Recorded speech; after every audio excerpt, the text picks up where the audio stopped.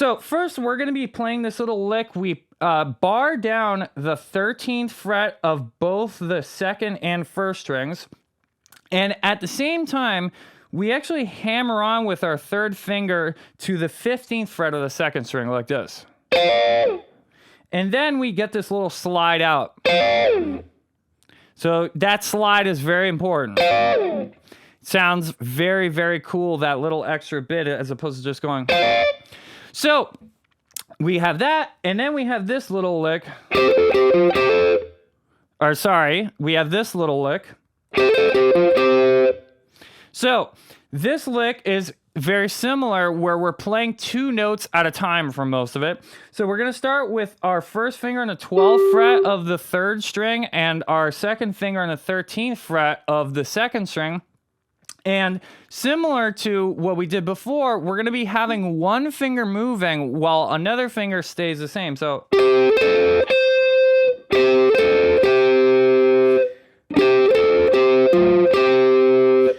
we play this 12th fret with our first finger, and then we're going to end up putting our third finger down the 14th fret, and then taking it off again. So now we don't hammer on, we just pick all of those, and I like to alternate pick it.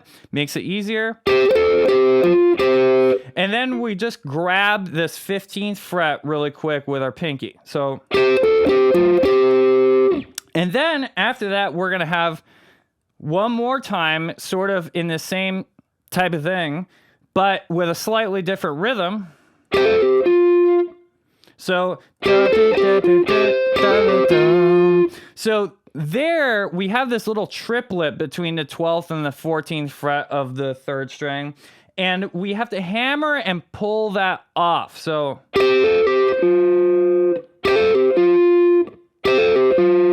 okay.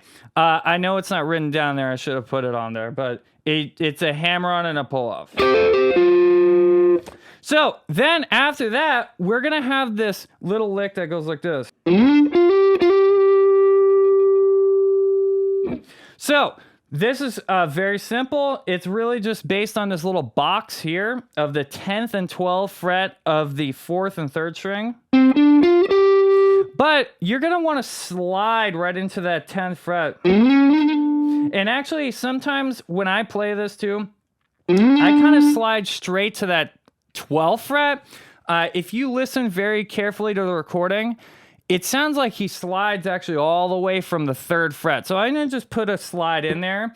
But actually, if you can, I believe he's sliding all the way from here. But really, it sounds like this. Okay, so we're going to actually, you can try both of those ways, but I'm going to play it like this.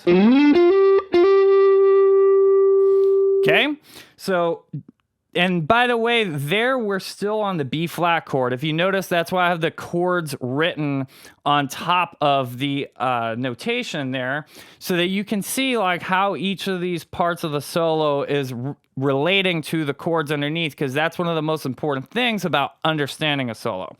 All right, so let's go ahead and we're going to move on to the next part. This shouldn't take too long because the next parts are very, very, very similar, okay?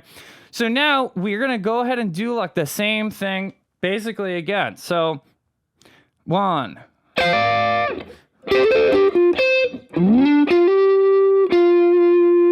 And then we're going to go down to the 10th fret here.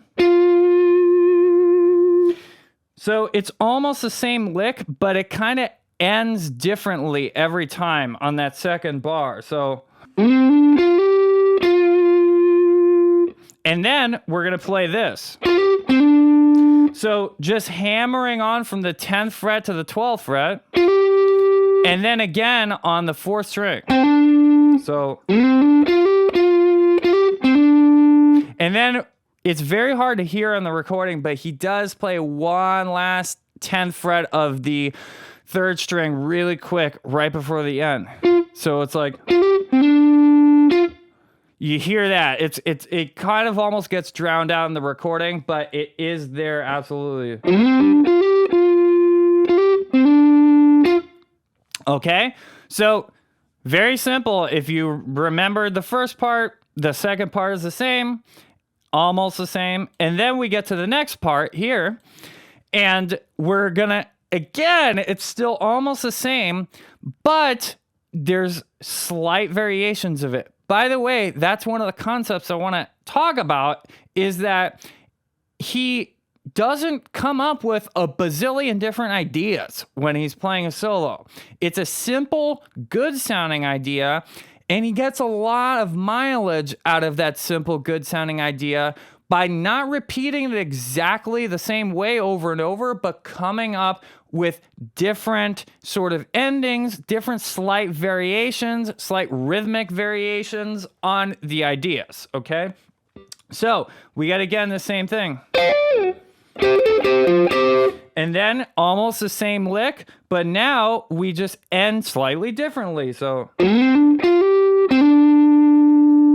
okay, so there we end on that 4th string, 12th fret with that quick hammer on. It's like what we call a grace note. When a hammer on happens so quickly, like, it's almost imperceptible, but you absolutely can hear it. So now we're gonna go to the next part. Now, finally, the chord progression actually changes. So now the material changes a little bit. So at this point, it's not that chord progression of F, E flat, B flat, and A flat. Now it actually goes from, it leaves off in the A flat chord, and then it goes down a half step to G there. So we're on a G major chord, and he's actually essentially going to be using the same idea that he was using when we're kind of in F land there, but moving it up 2 frets to G. So, by the way, preview, this whole kind of thing in the beginning was mostly based on F major pentatonic scale. A little bit of variations there, but mostly F major pentatonic. But now we're going up to G major pentatonic. So Hendrix is showing that he actually is making the changes. He's playing the chord changes, because he's not just playing F major pentatonic over the whole thing, no matter what the chord is. He's actually changing keys when it changes. So we're going to the G major chord, and we go. So very similar, the same idea, but now it all starts from the 15th fret. So barring down the 15th fret on the 2nd and 1st string, but hammering on to the 17th fret. And then we're having that same type of idea from before, but our first finger's on the 14th fret and our second finger's on the 15th fret of the 3rd and 2nd string respectively. So there you end with those 2 hammer-ons to the 16th fret with your 3rd finger. And then actually you should do that slide right at the end. Okay, so now this chord progression, by the way, the end is very, very, very interesting. And it's actually kind of complicated. So it goes from a G chord to a B flat chord, up a minor 3rd. So those 2 chords are not in the same key. So therefore, you actually have to change keys in order to play something that sounds good over it. And what do you know? He does change keys. Now, of course, everyone always says Jimi Hendrix didn't know music theory or whatever. Somehow he figured out how to change keys with a chord progression. So then there's this lick. This is a really cool lick. I love this one. So, by the way, some of this is going to be a little bit strange with your picking hand to really, really get down and get it to sound totally right. Because when we're playing these 2 notes at the same time, sometimes it's like you have to accent either the bottom note or the top note of what you're playing. And it's almost impossible actually to even notate specifically how that picking hand is going to go. But I'll try to explain it the best I can. So we're going to be playing the 12th fret and the 10th fret of the 4th string and the 3rd string. Okay. And then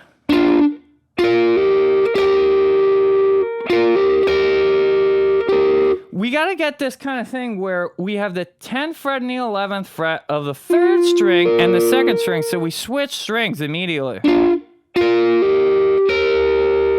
And now it's really hard to hear exactly what he's doing, but you really have to hear on that second time, you have to hear this top note on the 11th fret of the second string. So you have this double stop. By the way, I should have mentioned that earlier. Basically, all this stuff is what you call double stop. So this whole idea of playing 2 notes at a time, it's kind of like a chord, but not really, because it's only 2 notes, okay? So we're going to do this. And we really want to hear that top note accented. Again, it's kind of tough to get that, but...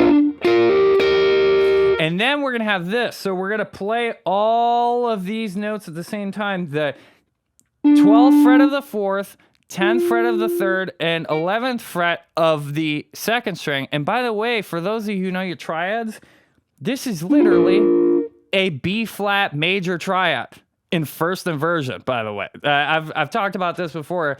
Jimi Hendrix loved to use this first inversion triad, but...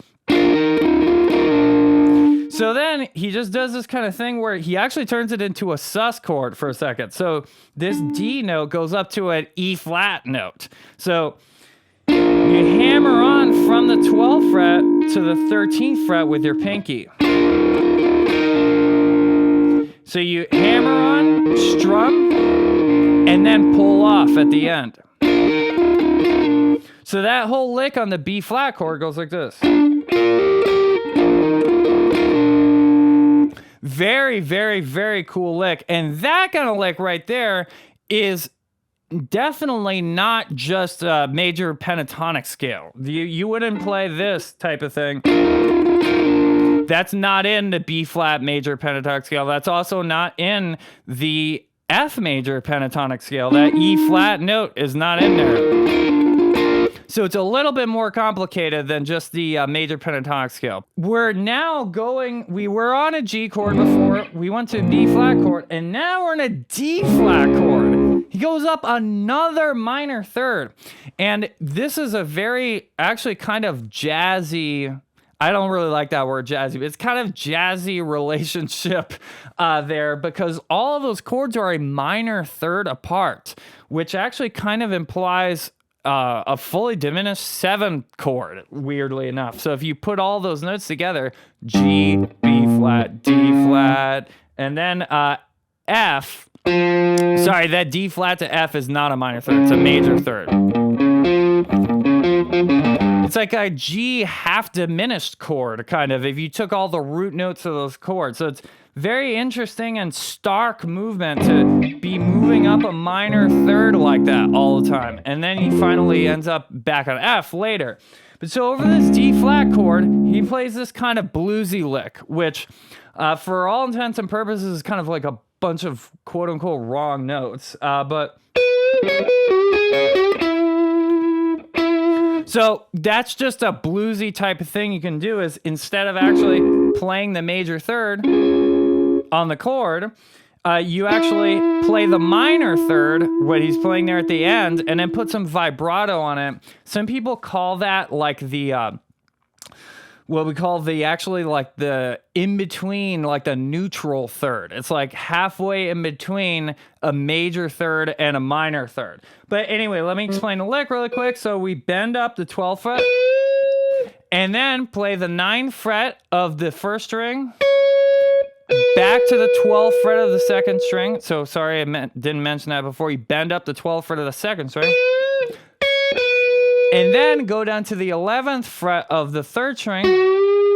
And then you have to play both the 9th fret of the second and first string. And I like to actually kind of, in a way, sweep pick that. All the same direction picking. So then we end with this bending the 11th fret up just a half step, that kind of bluesy bend, and then going down to the 9th fret, which is, again, that's the minor third.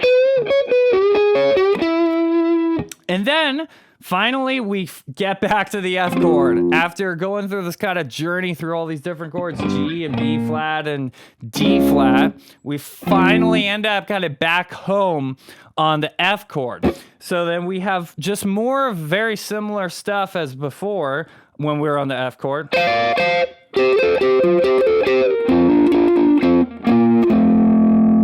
So we have the same exact thing, like literally from the beginning, but then we go back down to just the 13th fret, barring those two notes on, and then, so it's just the exact same kind of run we're doing, but another variation of that run.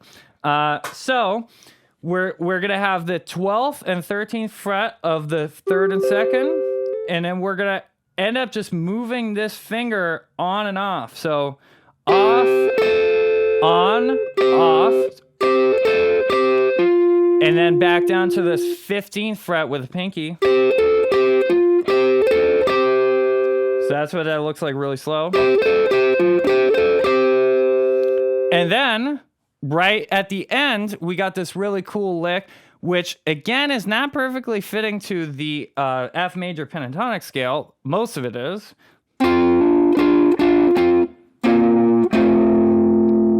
So, barring down the 10th fret, hammering on with our 3rd finger to the 12th fret of the 4th string.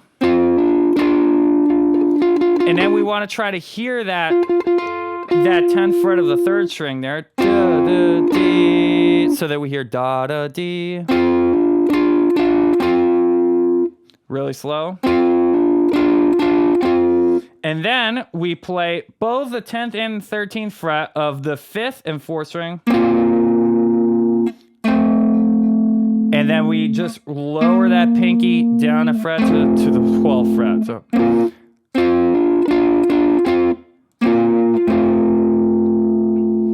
So if you want to learn how to master the guitar fretboard so that you can not only learn this solo, but be able to truly understand where it's coming from, and then have all the tools that you need to be able to create your own solos in any key that you want to, make sure you head on over to jamsville.com right now and get the Jamsville GPS Fretboard Fundamentals course. If you are not comfortable playing in all keys all over the entire guitar fretboard, then this is going to be the best course that you could possibly purchase for your guitar playing.